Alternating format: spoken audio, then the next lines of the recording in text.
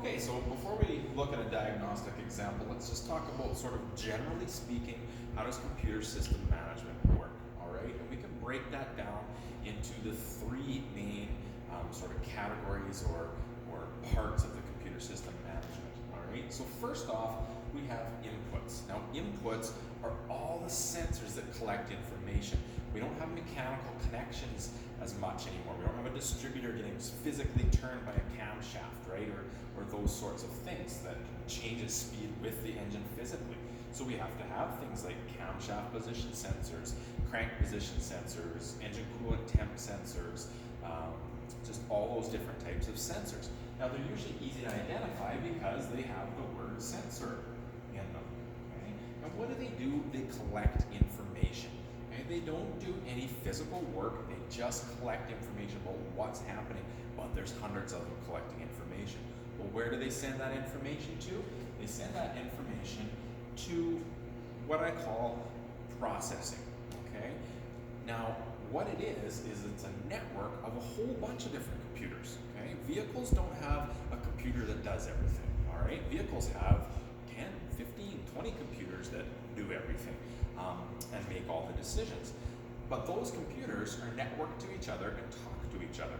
All right? So that's why we've drawn it like this. So we'll have a module, but they're all talking to each other. So one might be like the powertrain control module, this might be the ignition control module, this might be the fuel pump control module, but they communicate back and forth, right? So as an example, you might have in this particular engine that we're going to look at, you'll have the 7X crank sensor picking up information from the crankshaft and sending it to the ignition control module. The ignition control module processes that and sends it to the PCM.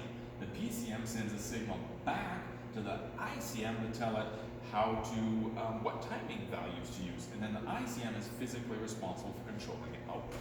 So it's a talking, a back and forth communication, a network of processors. So we can't just say the computer does it. That's too simple, okay?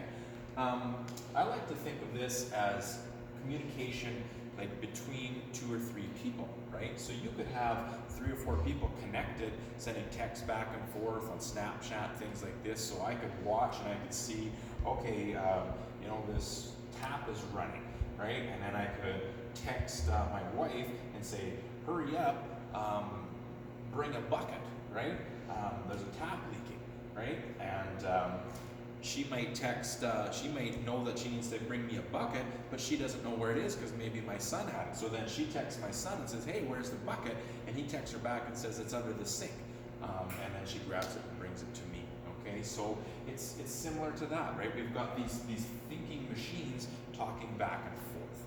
Now these modules, they're not smart. Okay, I said they're thinking machines, but they don't think. They're if-then machines. They're programmed by people. They just read and look at information and data collected by here, and they make decisions based off of what that says. If I get this, then I do that. So if I get 9 grams per second of air, if I get RPM of 2300, if I get intake air temperature of 22 degrees, if I get engine coolant temperature, all these things line up, then I'll do 5.2 milliseconds of fuel on an injector. And then these things change, and then this changes, and then that changes, and that happens super fast, okay? I attended a conference once, and I think it was something like, they were comparing 92 to 02, and I'm pretty sure they said it was something like 8,000 decisions per second in 1992 is what automotive computers were making, and by 02 it was 8 million decisions per second, and you can imagine what it's like here now in 2020. So yeah, crazy fast decision making, but it's still just if-then. If I see this and that value is here, then I do this and I make that happen for this amount of time or something. So very simple. So that brings us to the third thing, the doing part. Outputs are actuators, okay? They have their own names. So the processors, the inputs are sensors. The processors usually have the word module or unit after them. Outputs have their own names. We're talking about things like coils, injectors, motors, fuel pumps. They have their own names.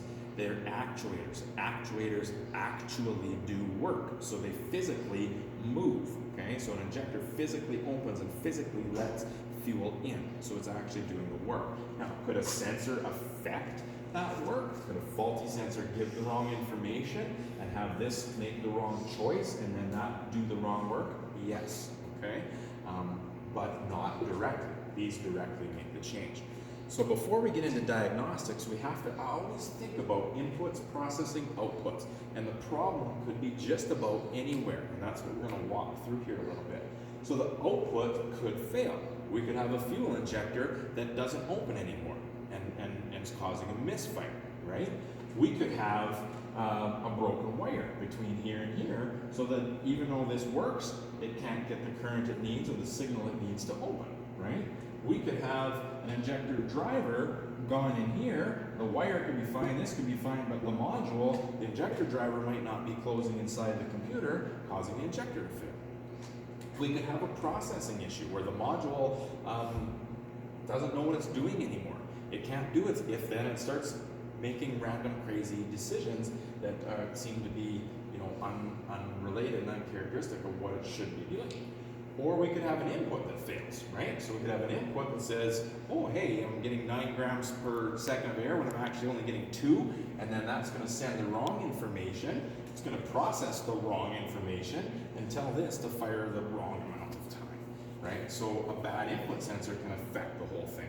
We could have an input sensor sending the right information, but have corrosion and bad connections in the wiring in between, so that that signal's changed. And so then this looks at the wrong information, even though this is sending the right information. So this gets really complex, but what we do is similar to the test light in electrical, right? We could take and say, okay, what signal am I supposed to get coming in? And look here, except it's not just power or ground like the test light, it is looking at a graph, and is that graph within the right values?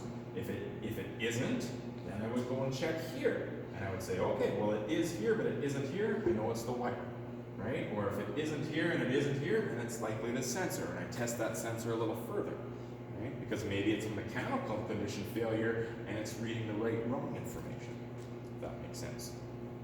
Reading the right wrong condition, the right wrong mechanical condition.